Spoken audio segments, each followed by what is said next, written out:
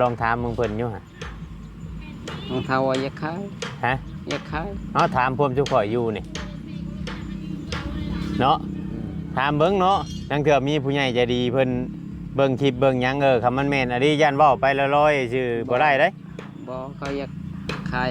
ฮะเขาอยากขายถามเบิ่งเพิ่นแล้วก็ให้เพิ่นย่างไปซี่เบิ่งว่าเท่านั้นเท่านี้นั่งเถื่อมีผู้ใหญ่เพิ่นเห็นเพิ่นอยากซื้อให้ก็มีเนาะอันนี้เว้าชื่อมันบ่มีโอ้หนูแม่จี้ก็แตกเอาหนูเอามาวุ่นวิ่งตะมวนจี้ก็แตกกันมันก็แตก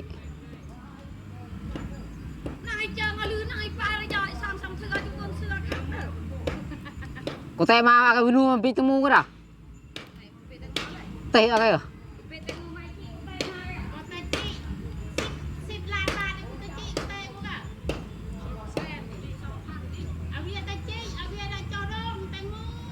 mình chặt phục hươn này vàoอยู่มันโมเนนอนกับคำว่าคำว่าลอยๆน่ะมันนี่น่ะ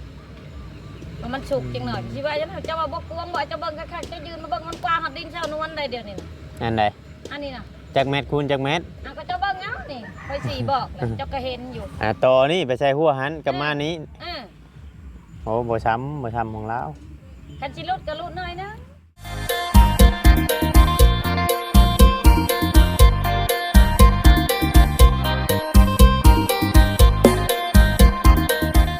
กับสบายดีเนาะพ่อแม่พี่น้อง FC เบอร์สุคนพี่น้องเนาะทางฝั่งไทยฝั่งลาวหรือว่าทางต่างประเทศพี่น้องที่เข้ามาเบิ่งมาชมเนาะเข้ามาติดตาม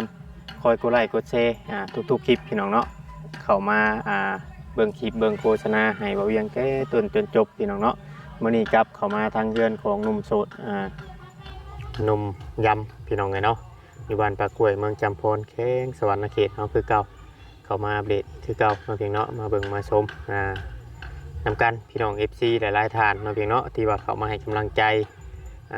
คอมเมนต์เพียงเนาะต่างๆนะหลายคนก็หลายคิดเพียงเนาะหลายคนก็หลายคิดบางคนก็ว่าพี่น้องไงเนาะมือตีนมีทุกอย่างครบทุกอย่างเนาะเป็นสายสกันอยู่ง่ายกินง่าย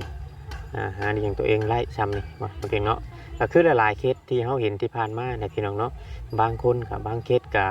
เอาจนว่าทุกอย่างเนาะพี่น้องจนพอง่ายกับกลัวฮอตยูทูบเบอร์ผู้ไปถ่ายคือเฮานี่ก็มีเนาะพี่น้องแต่กับมันเบาบ่ได้เดี๋ยวแต่ขึ้นอยู่กับบุญวาสนาเนาะพี่น้องเรื่องของแบบนี้มันเบาบ่ได้พี่น้องเนาะเดี๋ยวแต่ทางผู้รักผู้ใหญ่คือว่าเวียงเคยบอกไหนเนาะที่ว่าสิถ่ายคลิปลงไปแนวไรกะเข้ามาบ่มีทางผู้รักผู้ใหญ่เห็นดีเห็นงามกะคือเก่าเลยพี่น้องบ่มีคนสวยหรือว่าบ่มีคนอุ้มชูนี่คือเก่าไปหาถ่ายทางไรกะบ่มีคนสวยหรือว่าบ่มีนั่นนี่กะยากเลยพี่น้องเลยเนาะยากจังสิพื้นผู้ได้ถ่ายไปกะถ่ายไปสิบ่มีคนเห็นเนาะเพียงเนาะคอมเมนต์ก็บ่ค่อยไลน์ช่วงนี้ก็ไลน์เพียงเนาะถึงว่าการที่ว่าเขาถ่ายคลิปใหม่ๆเนาะถ่ายคลิปใหม่ๆแล้วก็บุคคลเพิ่นโบเห็นเนาะเพียงเนาะบุคคลเพิ่นโบเห็นแล้วก็อาจจะโบมีการสนใจเนาะแล้วแต่ผู้เพิ่นมีเงินมีคำหลายๆเนาะเพียงเนาะที่ว่าเพิ่นจะคอยซัพพอร์ตดูว่าในไลน์ก็แล้วแต่เพิ่นเนาะเพียงเนาะจังไรก็มาเบิ่งมาชมกันอยู่ทางเรือนของเบาย้ำน้องเก่าพี่น้องเสียงกระทึกนึกน้องอยู่ทางบ้านเพิ่นเลยจักเปิดตู้จักเปิดเพลงพี่น้องเนาะทางเบาย้ำมาสบายดีเด้อเบาย้ำโดยมีไม้เบาอยู่อยู่เพื่อนคือเก่าอยู่เพื่อนคือเก่าบ่ดูไปยังมื้อนี่ไปคุจิรอคือเก่าดูคือเก่าพี่น้องเนาะมาแต่ใช้คือเมื่อยแท้มาแต่คุจิรอเลยเบรกพื้นเอามือมาแต่คุจิรอเลยเบรกพื้นมานำดูเบรกมาไว้หามาไว้เนาะพอได้จุพี่น้องเลยพื้นหามาไว้ไรจักพันเหมือน20,000ใน20,000คือเก่าดูคือว่ากำหนดชำนั่นบ่หาลายกูหันบ่ได้บ่มึงไงแหงไปลายคนขุดหลายคนบ่ดูเขาเจ้าบ่ไปเกี่ยวเขาเกี่ยวยังบ่เท่านี่บ่ เขาบ่ค่อยจ้างบ่เกี่ยวเขาว โดยมีไฟจางซั่นนี่ อืมเออเกี่ยวเขาวนี่คนบ่ค่อยจ้างกันเนาะ โดย นี่ก็มีแต่ว่าหากินนะกินมื้อนี้หาเบิดมื้อนี้หาอีกหาต่อๆกันไปก็บ่อันนั้นที่ได้น้องไงเนาะชีวิตของแต่ละคนมันบ่คือกันว่าสิเป็นนั่นการอยู่การกินพี่น้องเนาะเพราะว่านั่นมามื้อนั้นอยากเงียบมามื้อนี้คนหลายเนาะ โดย มื้อนั้นเขาไปใช้สมื้อน่ะ เขาไปเกี่ยวข้าว เขาไปเกี่ยวข้าว สวัสดี นั่นไปเกี่ยวข้าวเว้าง่ายๆว่าถึกมือมีมือบ่มีเกี่ยวข้าวนี่แล้วได้ชาข้าวน้องจัน แล้วเลย แล้ว โดย จะไปช่วยอยู่บ่ ไปซอย ไปช่วยอยู่ โดย ไปช่วยจังมื้อ มือหนึ่ง มื้อหนึงแล้วเลยได้จักสอบบัด 10 สอบ 10สอบ โดย เอามาเฮือนเรียบร้อย ย่าง ท่านเอามาครับ ธนามาว่ามืออื่น สิไปคนช่วยเพิ่นอยู่บ่ ไปซอยแต่ ไปช่วยอยู่ โดย อืมกินข้าวกับหยังมื้อ ก็จิรอ จิโร่ โดย กินแล้วบัดนี้เนาะ โดย บางหันคือว่าบ่กินจิโร่ มันไม่ได้ยากวันใด ฮะ บางอันยังไม่ยากวันใด วันนี้มันเดิมมันนั่นน่ะเลยกิน โดย เดิมนั่นน่ะเลยกิน1กิโลพี่น้องไงเนาะว่าง่ายๆว่าสึกช่วงกินแน่ช่วงบ่กินแน่เนาะเฮ็ดบดบ่มีบ่ว่ายำไปหรอกพวกรอปลา บ่มี เงี้ มั ย น น ได้ อน ออก ฮะ มันได้ออกจังซ้ำนี่ ท่านได้ออกบ่ โดย โอ้เห็นว่ามีเฮ็ดบดเฮ็ดหยัง บ่ เฮ็ดบดได้สุกแซ่บได้เฮ็ดบดเนาะ 4-5 มื้อออกแล้ว ฝนตกเมื่อกี้นี่น่ะ4-5มื้อแล้วมันจังสิออกเนาะ โดย อืมอืม ยิ้มหยังบ่จับเนี่ยนี่ ฮะอารมณ์ดีได้บ่ยามได้เห็น ยูทูบเบอร์มาแต่ละมื้อนี่อารมณ์ดียิ้มตลอดฮะ FC ผู้ใหญ่เพิ่นว่าให้เจ้าตัดผมเนี่ยเพิ่นว่าสิว่าบ่ตัดผมนี่เด้อบ่ย้ำว่าผมเริ่มรกแล้วเดี๋ยวนี้ว่าไผตัดให้เจ้าตะกับ หมู หมู่บ่ โดย อืมตัดผมให้ผมเป่าผมเป็นมันจังโดได้บ่เนาะมันจังโดได้ผู้สาวจังมักผมรกหลายสาวบ่มักเด้ เจ้าเบิ่งผู้สาวบ่นี่บ่ได้เบิ่ง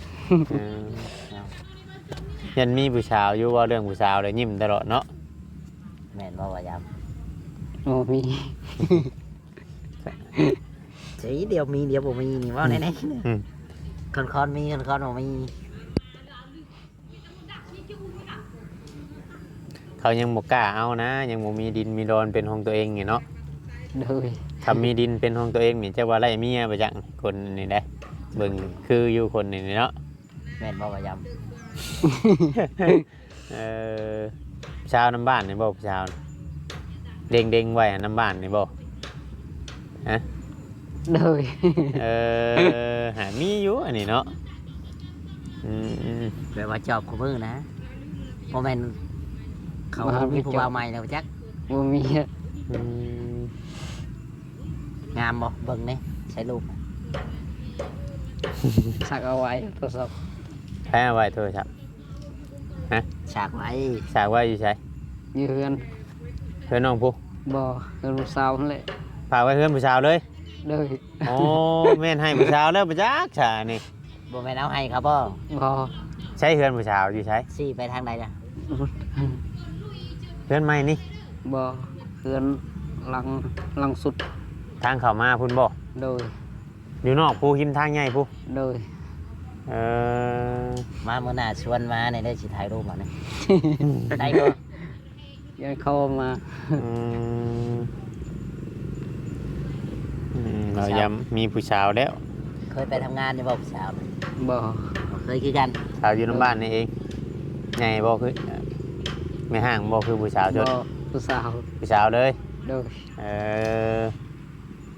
กลางคืนเราไปจีบเลยเลย อ บ่หันไปบางเทื่อก็ไปบางเทื่อบ่ได้ไป เฮ็ดจังไดจังว่าผู้เช้าจังว่าบ่หันไปบ่โทรศัพท์คือไปกล้าไปซะ ไปลินเอาไปสร้างซับให้นี่ เขาบ่เป็นคนมาเอาไปสร้างน่ะ โดย โอ้ชะนีแฮงปานนั้นบ่ยำกันเนาะ บ่ธรรมดา ธรรมดาเด้นี่เช้ามาสร้างไปเอาโทรศัพท์ไปสร้างให้รถ เช้ามาลิ้นเฮือนอยู่บ่นี่ เคยมา ฮะ เคย เคยมา โดย อ้าวปิดเฮือนเลยแล้วติแม่นบ่ว่า มายังหัวคันใดคือฮักแล่น มันหักเมื่อกี้นี่ ฮะ มันหักเมื่อกี้นี่โลด ฮักกินนี่ โดย เอาแล้วสิขึ้นเทือนนี่หลายบาท เช็ดใหม่ เฮ็ดไหม โดย เออ แม่บ่ยำจัดแล้วแม่นบ่ว่าไยด้ไปอัน บ่เหลือเนาะ ไปนั่นลูกสาวเพิ่นเนาะบ่มีเงินให้เพิ่นไหนบ่ย้ำเอ้ยเปล่าเอาเด้จักหน่อยบ่มีเงินแต่งไหนพ่อแม่เขาบ่ได้ว่านั่นไรบ่ บ่ อืมยันว่ามีเงินน่ะบ่จังมาจีบลูกสาวกูเพิ่นบ่ได้เว้าบ่ บ่ได้เว้า เออเสียงรถพี่น้องไงเนาะจากรถเถาะรถไถเพิ่นปั่นข้าวปั่นน้ำเลยอยู่แถวนี้ก็ได้ ำบ้านเจ้าบ่ว่าย บ่แม่ ำบ่แม่น โดย รถปั่นบ้านอื่นบ่ โดยมันตะเลว โอ้เพิ่นมาหาปั่นแถวนี้อืมดินอยู่ใช้จะเว้าว่าเพิ่นจะขายช่องล้าน นี่ ฮะ นี่ เพิ่นเว้าเอาดีบ่ เว้าลี ฮะ โดย ผู้เจ้าเพิ่นอยู่ใช้ผู้เจ้าเพิ่น นี่เด้เพิ่นนี่ เพื่อนใหม่นี้ โดย แม่นคักแน่บ่ แม่น เออ เขาบ่ได้ตัวหัวคายลี ช่องล้าน โดย ช่องล้านกีบเฮานี่ล่ะว่ะ โดย จะบอกว่า2ล้านบาทนี่ บ่ได้ตัวเนาะ บ่ได้ตัว อืม ยันว่าเขาตัวเจ้า บ่ เจ้ารู้จักกับเพิ่นบ่ว่า รู้จัก จะลองถามมึงเพิ่นอยู่ฮะ รองเท้าว่าอยากขาย ฮะ อยากขาย เอาถามพวมจุข่อยอยู่นี่เนาะถามเบิ่งเนาะนังเถื่อมีผู้ใหญ่ใจดีเพิ่นเบิ่งคลิปเบิ่งหยังคำมันแม่นอันนี้ย่านเว้าไปละร้อยชื่อบ่ได้เด้ บ่เขาอยากขาย ฮะ เขาอยากขาย ถามเบิ่งเพิ่นแล้วก็ให้เพิ่นย่างไปซี่เบิ่งว่าเอาเท่านั้นเท่านี้นังเถื่อมีผู้ใหญ่เพิ่นเห็นเพิ่นอยากซื้อให้ จะมี ก็ เนาะ มีเนาะอันนี้เว้าชื่อมันบ่มี โอ้หนูแม่จี้ก็แตกกับหนู เอามาวุ้นวิตมวนไอ้จี้ก็แตกกับมันก็แตก นายเจอมาลือนายปลาระยอยสามสามเสือจุกนเสือขังเด้อ ก็แตกมากับวุ้นมันปีตมูก็ได้แตกอะไรเหรอ เป็นแต่งูไม้ขี้ไปมาอ่ะก็แต่จี้10 ล้านบาทเนี่ยกูจะจี้กูแต่กูก็แซ่บนี่2,000เอาเวียแต่จี้เอาเวียได้เจ้าดงแต่งู มันจะปลุกเฮือนเลย เว้าอยู่มันบ่แน่นอนกับคำเว้าคำเว้าลอยๆน่ะมันมันตอนเขาอยากขายนี่เขาอยากปลุกเฮือนเลย มันบ่ชัดเจนกับผู้รักผู้ใหญ่ บ้าหยัง ฮะ จานายแล้วตะอิด ตึกเรื่องก็ตะมันใจนี่ nak teman cai it membuatan tu pup nak it puban tu anak pup nak cepat teman cai นั่นเขาอยากขายนี่ก็ถ้าเอาพบ้านลูกถ้าเสือก็ได้ ตัวไร นี่ มันแพงอย่าเว้า20,000 30,000เนาะอันนี้ Terai. อันนี้เราเว้าน้ำหันว่า2 ล้านตะกี้น่ะก็เลยอยากมาถามเบิ่ง Đây sai vào sòng lần. เอาบ่ย้ำบ่ Đây sai. นี่น้ำเจฮะว่า แม่นบ่ว่าหยัง ตีเอาไก่ต้องไก่ได้มาเพื่อให้ว้าวก็ล่ะ เราเว้าว่า2 ล้านนี่มาถามเบิ่งว่าผู้เพื่อนน่ะก็ยาเท่านั้นแน่เนาะ เพิ่นบ่ขายแล้วก็ยาแล้ว เพราะว่านั่นคือเฮาเว้าไปแล้วรอยอยู่นั่นคือผู้ใหญ่เพิ่นแม่นอะดีบ่จังซั่นจังซี่เพิ่นอยากฮู้ก็ 12,000 เอาแล้วน่ะ มัน มันบักลายๆนึงบักมะขามนี่มันสุกจังได๋ก็บักทิ่มก็ดินมันหมดอันนี้12,000เอาแล้วมั้ย เงินสองมันก็ตกอยู่6-7 ล้านน่ะเนาะห้องอันนวลหันยังหลายเด้6 ล้านนึงก็จริงกวง อันนี้มันก็กวงคือกันนี่แต่แจตัวนี้น่ะฮอดผู้ฮอดแจหัวตัวนั้นอีกบ่มะขามอันนี้มันออกมากอ่ะบักทิ่มนี่น่ะมันสุกจังหน่อยสิว่าจังเจ้าว่าบ่กวงบ่เจ้าเบิ่งคักๆเจ้ายืนมาเบิ่งมันกว้างฮอดดินเช้านวลได้เดี๋ยวนี้ อันใด อันนี้น่ะ จักเม็ดคูณจักเม็ด ก็เจ้าเบิ่งเอานี่ไปสีบอกแล้วเจ้าก็เห็นอยู่ ต่อนี่ไปใส่หัวหันกับมานี้ เออ อ้บ่ช้ำของเรา คันสิลุดก็ลุดหน่อยนะ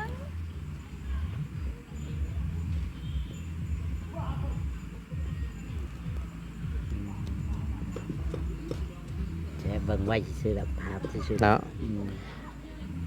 เพื่อมีผู้รักผู้ บ่ ใหญ่ เพราะว่าอันตัวอันราคา2ล้านนี่มีผู้ใหญ่เพิ่นถามเข้ามาถามเข้ามาว่าคำว่ามันแม่นความจริงคือจังเป็นยังคือเว้าย้ำเนาะเว้าเพิ่นก็ว่าเพิ่นสิซื้อให้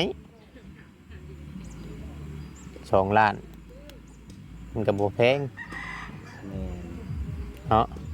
นี่นะมื้อนึงมื้อสองเอาไว้นะ แหมเบิ่งไว้ก่อน เออ มีแต่ว่าดังนี้ไปหันเนาะมันเจนี้เนาะจะเว้า12,000เนาะ หันเด้เนี่ยต่อตัวนั่นกับไปใส่หัวตัวนั่นตัวนี้เจตัวนี้ไปใส่หัวตัวนั้น เจตัวนี้ไปหันเกี่ยวมานี้ หันเด้สุดกับหลักหัวหั่นแหล้ว แล้วหัวใหญ่นะ เออ หัวใหญ่มาใส่ตัวนี้ อ่า ไอ้ก็มาใส่นี้ อ่า อืม วางก็ได้เจ้าไม่ได้เอาซองลังเฮือนพวกกันเฮือนน้อยๆแม่นบ่ ประมาณ ซองลังพุ่นน่ะ 10 เมตรนี่แหละอันนี้นะตัวนะมันมาจากเจ มันยาวแบบนั้น นี่ก็ประมาณ11 โอ้ยำกับซองห้องกับปันไดมันสิอยู่กับผู้เดียวนะ ก็แม่นอยู่หากทางผู้รักผู้ใหญ่เพิ่นผู้เพิ่นเห็นควรเงินเพิ่นนั่นแหละเนาะท่านบ่แม่นเงินเฮา เอาบ่แม่นเงินชุข่อย ตาต้องสิไปหาบนดินดอนตอนยามมองอื่นอันนี้อยู่ดินเรือนห้องเองแค่นี้ปล่อยว่าหักเอาผู้บ้านแล้วมันยังยืน แม่นนั่นแหละคำว่าเพิ่นชื่อ เจ้า ชื่อ จะเสียอันค้าผู้บ้านคือสาวนวลนั่นแหละ ชื่ออยู่ใช้ก็ได้เสียอยู่แล้วค่าพาบ้าน แต่ก็แม่น ชื่อเพิ่นเห็นว่าบ่ยามบ่2ล้าน เราเว้าว่า2ล้าน มันบ่มีดอกดินคุมเมอร์ในดินแห่งดินมันอืดแม่นบ่ จังเห็นเอาไปคนเว้าเองก็จัก เขาย้ำให้มันบ่จักหอนเงิน เอาเปิดให้เราตีนกันเราหนู โอ้ยมึงจะไปเสื้ออะไรเอ้ยน้องมึงบ่มีดอกดินแม่แตงโมมันก็เราก็บ่คายเฮือนหลังน่ะเราสิไปปลูกเฮือนให้ลูกสาวเราหมื่น ข่อยก็ เงิน บ่ ซ จัก อง เรียน ข่อยโอ้ยมันกว้างเติบนะบลากระบักทีมกบคามันนี่ก็ปุกวางนี่ก็ชิปันได้บนนี่ปุกบอลวางๆนี่ก็คันว่าสิปุกเดี๋ยวนี้อันดีก็ มีแต่ว่าผู้รักผู้ใหญ่เพิ่น ให้ พิ เพิ่น จารณาเบิ่ง เบิ่งอีกหั่นนะ 12,000มันก็ตกอยู่7ล้านเนาะ แม่นมันต้องอยู่7ล้านเพราะว่าเพิ่นได้ยิน นี่ค่าเพราะว่าอีกบัดนี่มันก็ตกอยู่ เพิ่นได้ยินแบบนั้น 8ล้านพุ่นนะ เฮากับถามเบิ่งก็ เฮากับคันซ้ำนั่นละกันเฮาขายคันซ้ำเฮาว่าคันบ่ได้ซ้ำนั่นละเฮาก็สิบ่ได้ขายเฮาคิดว่าเฮาก็ยังลูกชายเฮา2คนว่าเขาเอาเมียลงเรือนต่อกันตางให้เขาไปอยู่เจหันแล้ว อืม เฮาก็คิดอีต้นคือ เพราะว่าทางเราเว้านะเข้ามาเท่าไหร่ก็มีแต่ว่าเขาจะขาย2ล้านเนาะผู้ใหญ่เพิ่นถามมาเฮาก็ต้องมาถาม เพราะว่าเราเอาเองนี่ อ่า เราก็ตามเพิ่นนี่ก็เงินเพิ่นบ่แม่นเงินข่อย ก็แม่นบ่แม่นว่าเข้ามาเลยถามเลยบ่อัน ชื่อจัก มีไผซื้อจักเทื่อมันบ่แม่นคำว่าเงินนั่นชุมเฮาเองเฮาชุมเฮาโจกโลดนั่นซื้อแต่เฮิงได้ก็แต่รอบแรกแล้วเพิ่นพอใจซื้อเพิ่นก็ซื้อ ซ้ำนั้นแล้วก็บอกเขาซ้ำไปว่า จะเขาบ่ซื้อเขาก็บ่ซื้อคือว่า บ่ซื้อแล้วก็บ่ซื้อ อยู่ที่เพิ่นนะบ่ได้อยู่ อันนั้น เนาะบ่จำ โดย สาวนวลน่ะเห็นเขาซื้อนั้นมันยากดินกับพี่บางผลิตดินพี่บาได้แม่เขาได้ซื้อก็เลยเขาสำหรับเขาดูตัวเอาแล้วก็ยากเอาก็บ่อยากมักเรื่องมักลายซั่นนะเขาก็ให้เขาซะคนแบบมันบ่อยากก่อปานใดบ่คือเฮาคนเต็มร้อยได้กันซ้ำไปว่าเราค่อยคายโอ้ยมันกว้างเติบได้ค่อยเบิ่งคันเฮ็ดเอื้อนน้อยมีเฮาซองหลังถึงแล้วเบายำโมลายมันไปดินนำนะอยู่แล้วยุนโอ้โห หมู่หลายบ่บ่จำจ้ะน่ะ โดย ผู้หญิงผู้ชายลุงป้านี่แหละมา มีคนหมู่ผู้หญิงเดียวนี่นะ มีได้เลยจ้ะ บ่ได้ธรรมดา ลูกๆหลานๆเองเลยเฮ็ดอะไร นี่ก็ ข้าวสิกิน ทาง ก็บ่มีคือ ผู้รักผู้ใหญ่เพิ่นได้พิจารณาเบิ่งเพราะว่ามันบ่คือเว้ากันเนาะ งั้นบ่ มันคือเว้ากันเนี่ยมันก็คือว่านั่นแหละพี่น้องกัน คือว่าเอาเบิ่งคันว่าคันเขาพอเอาก็ซ้ำนั่นแหละไปคายไม่ได้รถสาวนวลเข้ามาอีกเลยรถสาวนวลแล้วเขาเอามาเพียงกันได้บ่หรือสิใส่ไฟบ่ ซั่นใด เด้รถเขาทำก็ว่าแม่นี่ตรงนี้ แม่น เราสิย้ายเครื่องมา ฮะ เราสิย้ายเฮือนมาอยู่พี่ ตอนนั้นน่ะบ่ ถ้าว่าแม่นได้ แม่น ใช่ แม่นบ่ว่า เอ๊ะผมแก่ตอนนั้น ตอนได้ยิน บ่แสน เนาะ เนาะ นั้นเนาะ แม่น บ่แพงไหนแหละบ่มีเงินเดือนเด้แม่นแล้วว่ะ โดย ย้ายเครื่องมาพี่ ตามผู้รักผู้ใหญ่ ย้ายมามื้อนี้ จักมื้อใดแล้วเพราะว่าน้องข่อยเว้าเมื่อวานนี่เราว่าสิย้ายให้เขาเจ้ามาอยู่ดินเขา มาให้อยู่หั่น ในนั้นมันชำนาญเพิ่นว่าพอซื้อเพิ่นก็ซื้อให้คันมันแพงก็หัดเพิ่นก็พิจารณาเบิ่งอีกแม่นแล้วว่ะ โดย มันก็อยู่ เพราะว่ามันขึ้นอยู่กับผู้รักผู้ใหญ่พี่น้องกันเนาะเพราะว่าอันนี้เขาก็ เนาะ เว้าบ่ได้อัน แม่นบ่ค่อยเว้านะ มันบ่แน่นอน มันบ่แม่นว่าเฮาสิเงินจกในถุงเฮาได้การที่เฮามาถ่ายคลิปเนาะบ่จ้อย อืม แต่คือเราเว้ามาโตมาแต่เมื่อกี้นี่เฮาก็พอเข้าใจอยู่ที่ว่ามาได้เลยเว้าได้เลยเรื่องดินเรื่องร้อนทางบ่ซื้อให้จักเทื่อมันบ่แม่นแบบนั้นพี่น้องกันเนาะบางคำเฮาเข้าใจเด้ที่ว่าชุมเพิ่นเว้ากัน มันเงินผู้รักผู้ใหญ่เนาะแมนยูเฮานี่อยากให้น้องเพิ่นไล่ผู้อยากขายก็อยากได้เงินคือกันแต่ว่า มันแพง ถ้าว่ามันแพงเกินกว่าเหตุเกินกำลังผู้ใหญ่เพิ่นก็บ่สามารถซื้อให้เฮาไล่ อืม เพราะว่าบางทีเพิ่นอาจจะเว้าวันน้ำเจ้าเนี่ยคือเฮาฮู้กันแหละเนาะว่ายามเนาะ โดย บ้านนี้เนาะ ว่า บางเทื่อ ว่าย้ำสำนี้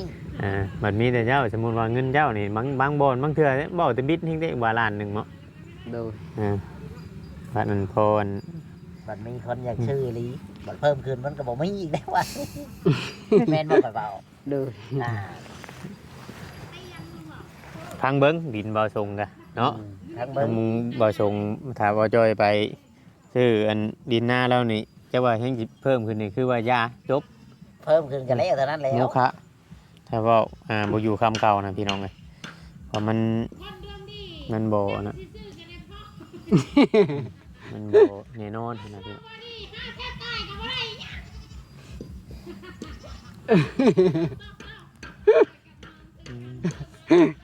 วันนี้นี่นะ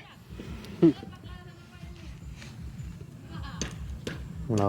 นั่นเนาะพี่น้องเอ้ยเนาะ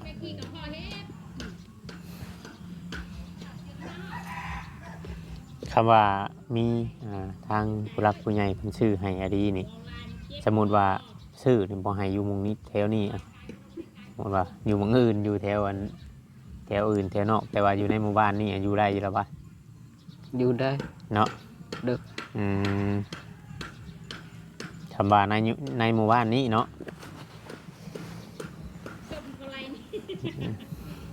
แม่นบอกว่าย้ เราก็หาพื้นหาหยังที่น้องให้มาโฮมมาหยังไว้มันอันนั้นพี่น้องเนาะมีแต่ประมาณนี้แหละเนาะเข้ามาถามข่าวเบิ่งเนาะว่า ำ เจอเนาะ เด็ดบอกย้ำ อัป เนาะ เดตมีแต่ว่าเป็นกำลังใจให้ก่อนมีแต่ว่าฝากน้ำผู้รักผู้ใหญ่ให้ได้พี่น้องเลยเข้ามาเบิ่งมาชมเข้ามาพิจารณาเดี๋ยวเราจังสิเข้าไปทางเข้าวเซนเนาะพี่น้องเพิ่นใหญ่ที่จำนวนมาเนาะไปเบิ่งเพิ่นเนาะบ่จอยจักหน่อยจังได้ก็อยู่ดีมีแฮงบ่ย้ำ สวัสดี สวัสดีเอาไม้ไอ้เหมือนผิดพลาดได้เนาะบ่ย้ำเนาะที่ได้บัตรเอาดีเนาะ บ่แน่นอนเพราะว่าอยู่มันบ่อยากแน่นอนนะพี่น้องเนาะเพราะว่าพอเราเคยเห็นเดี่ยมเขาลายแห้งพี่น้องเลยจำได้จำหนึ่งนี่บ่จะได้